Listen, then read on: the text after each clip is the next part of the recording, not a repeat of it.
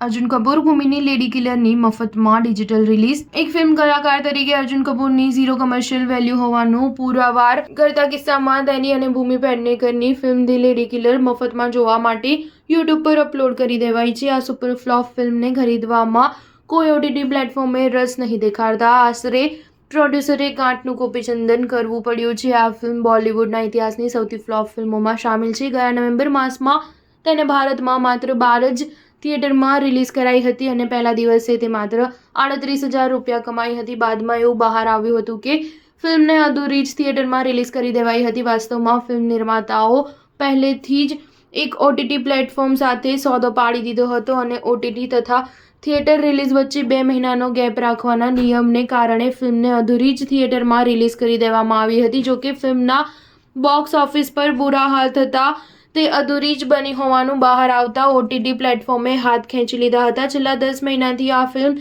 રજડી રહી હતી અને આખરે કોઈ ઓટીટી ફિલ્મે ₹1 પણ પરખાવવાનો ઇનકાર કરતા નિર્માતાએ ગુપચુપ યુટ્યુબ પર અપલોડ કરી દીધી છે।